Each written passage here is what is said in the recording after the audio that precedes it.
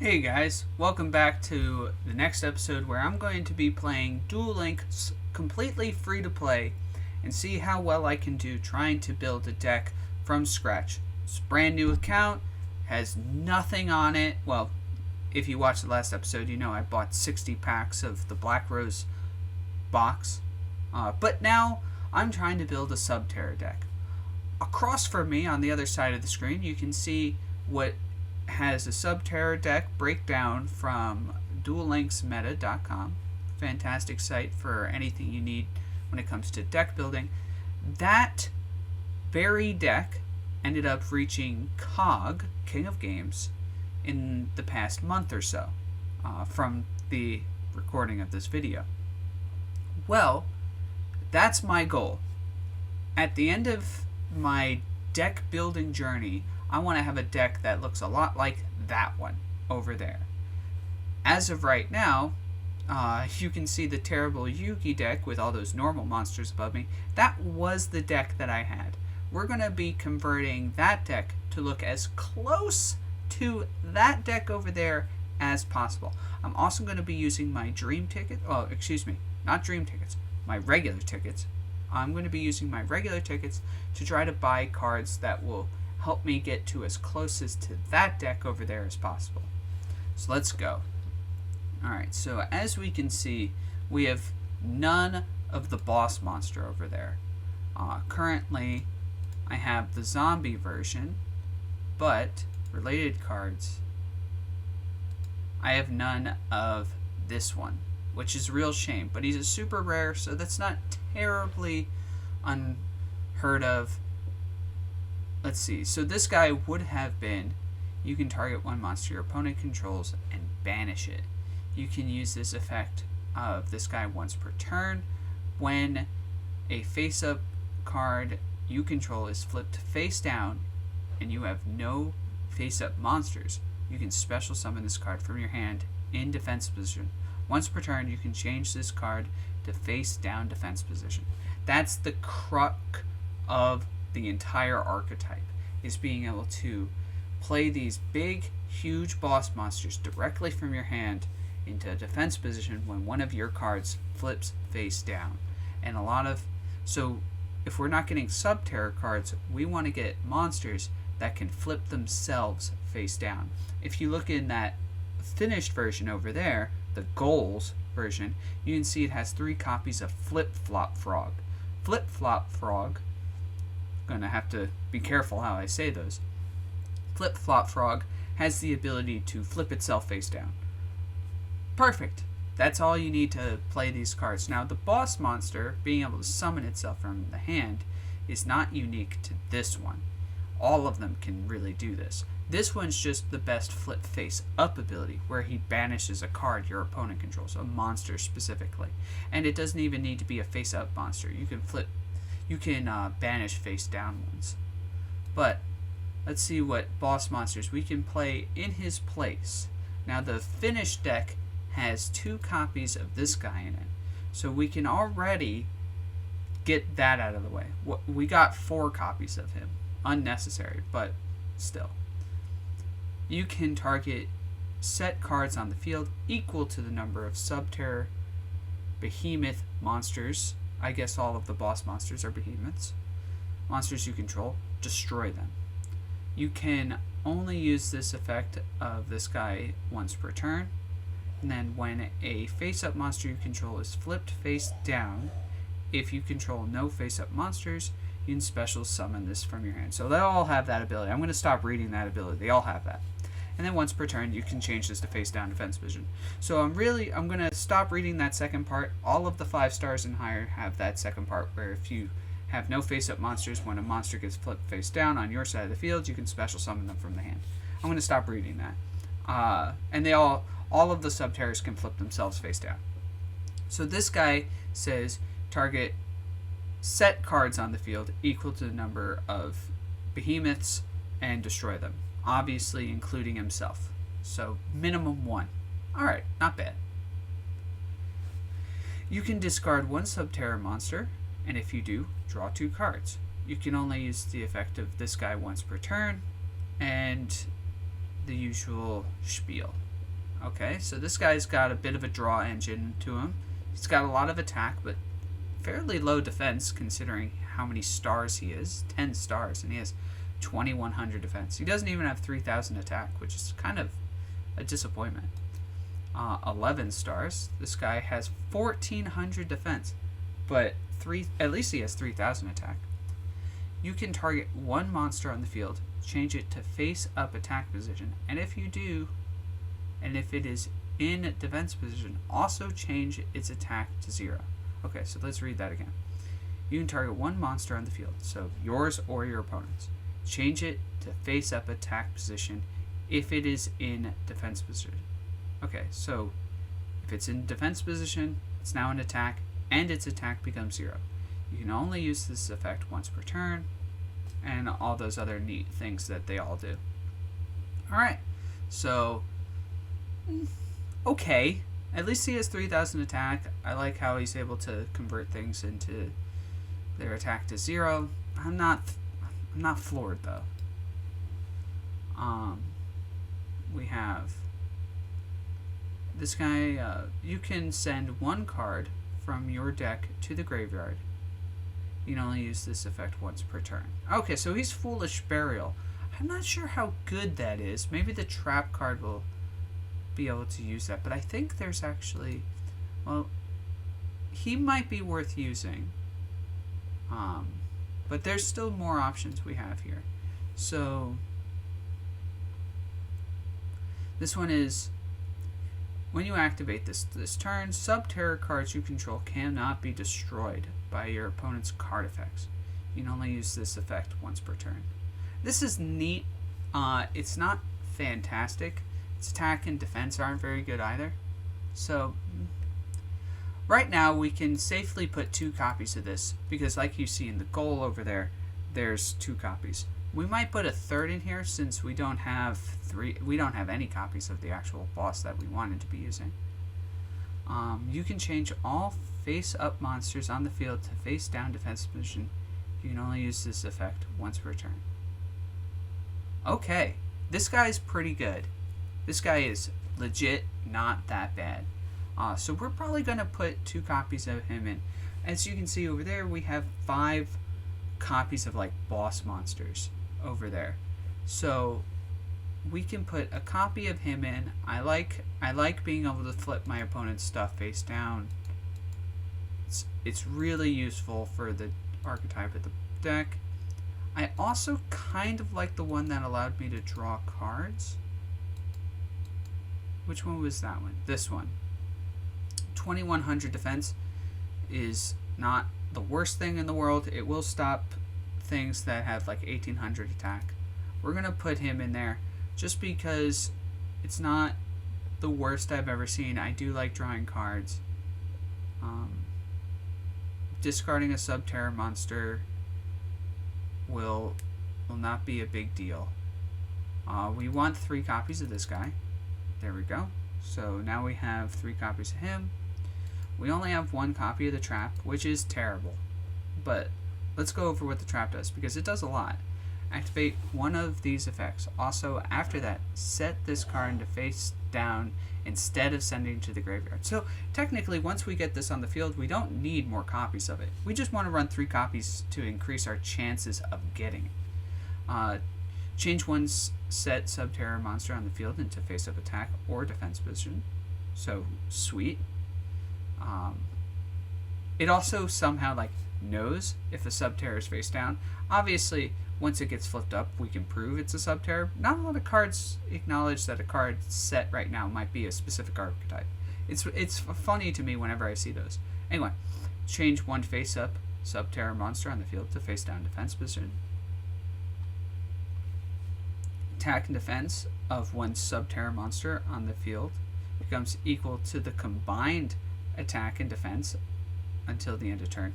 This is insane, by the way. That's an insane effect, because look at how big some of these monsters get. Here's a 21-28. That makes him a 49-49. That's huge. You can see why the trap is so important.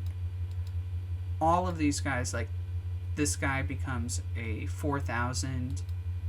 This guy becomes a 48. This guy becomes a 49. Heck, even the 4-star here becomes a 3,000. Alright, and then this turn, activated effects of sub-terrors cannot be negated. So, for what it's worth, that can be a nice little effect. Probably the effect I'll use the least. I don't know if I want to use this card. And then let's see this trap card. I read this when I was opening cards. Let's read this one. You can banish one from your graveyard. For the rest of this turn, face down monsters you control cannot be destroyed by card effects, and your opponent cannot target them with card effects. If this card on the field is destroyed by a card effect... Okay, so if I set this card and my opponent destroys it with a card effect, I can add one Subterra monster from my deck to my hand. You can banish this card from the graveyard and target one Subterra monster you control. Change it to face down defense. This is legit. Not in the list over there, but pretty good. I actually like this. It's bait to force, to trick my opponent into destroying it. Obviously, if it gets Cosmic Cycloned, it's not good, but a lot of traps aren't good when they get Cosmic Cycloned, so that's not really a hit against it. I think it's worth playing. It's definitely something I'm going to be replacing, but for the time being, yeah, I want to say it's worth using. And now, as you can see, I still in Duel Links you can use 20 cards. Right now I have 11. Ugh, that is not good enough. So I'm going to have to start supplementing these with other cards or other things. So let's see if I have anything worth playing.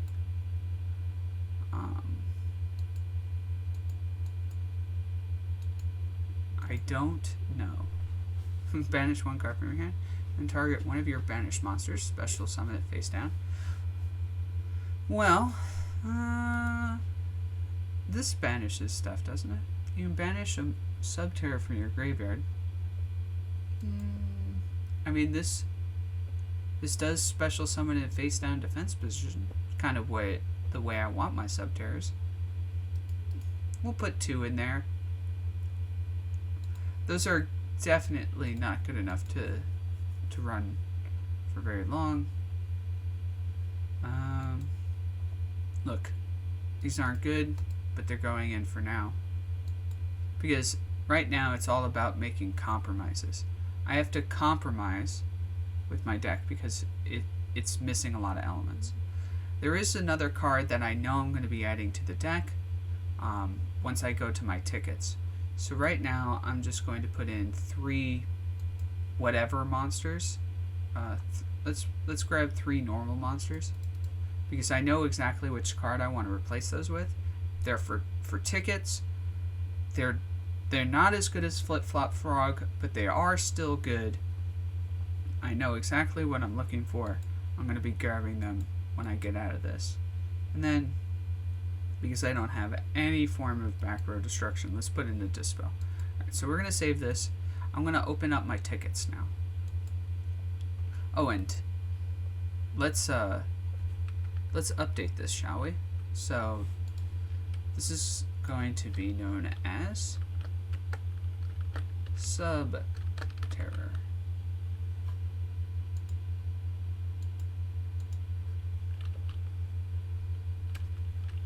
The jank version.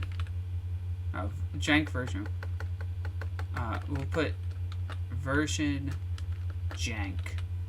Alright, there we go. Hopefully we'll eventually get to a less jank version. But let's jump over to our box here. Now you can see I have tons and tons of tickets. The game gives you a whole bunch right away.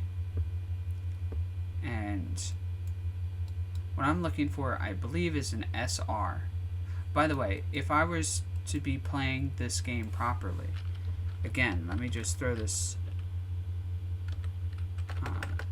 Amazon. These would be the cards that I'd be going for if I was trying to make this a legit account for the first time. But I already have a legit account, so I'm not going for Amazons.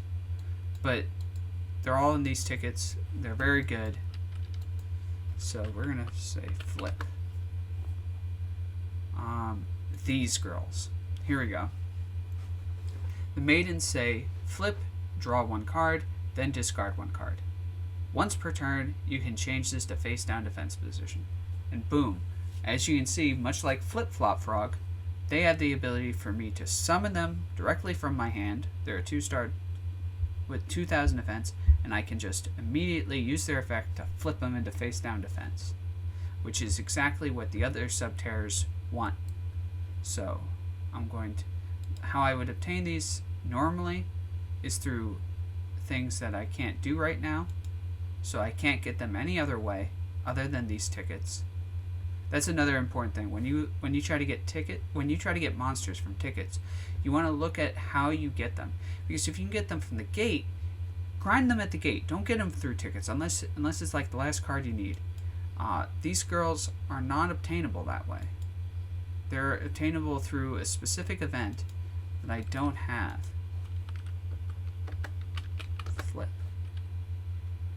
And now I can get 2 more. Done. I'll save those other 3 slots.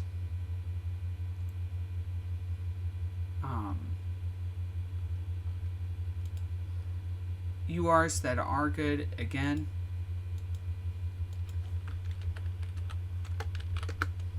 Amazons, as you can see, you want to get Amazons, specifically using this ticket if you were to be playing free-to-play. Truly, you'd want to get the Paladin. Which, the Paladin, by the way, level up rewards or ranked duels. So, not easy to get. But right now, I just got myself 3 of that girl. I'm going to go back to my deck. Remove this. Sort by obtained. Date obtained. Here they are. So there we go. Let's see. Is there any other card that I can get right now that would be worth putting into the deck? Probably Enemy Controller. Enemy Controller is another card you can get through tickets. It's quite good. And maybe even Gemini Pearl? Gem Knight Pearl? I have to... This happens a lot. Get used to seeing that reboot system. Yu-Gi-Oh! Duel Links, it's not unheard of for you to get booted out of the system. Go away. Have to go through all the notifications again. Alright, let me just see. I forget if it's a super rare or an ultra rare, but I probably want Enemy Controller. Alright, it's a super rare. Enemy Controller, though, is obtainable by fighting Kaiba. So I might... I do have the option to grind for it, but it's such a good free-to-play card. You can get it right away through tickets. It's super rare, so it's not easy to get. You don't have a lot of keys when you just start playing the game, so I'm going to say that it's still worth getting with these tickets. You could argue that it's not worth getting it with the PvP tickets. I would agree with you. That's probably true most on a true free-to-play account, but this is an account where I have a very specific goal in mind to make that Subterror deck. So I'm not going to be too concerned about it. I'm not going to be all broken up about it. Alright, so give me these enemy controllers. We're going to put them in the deck.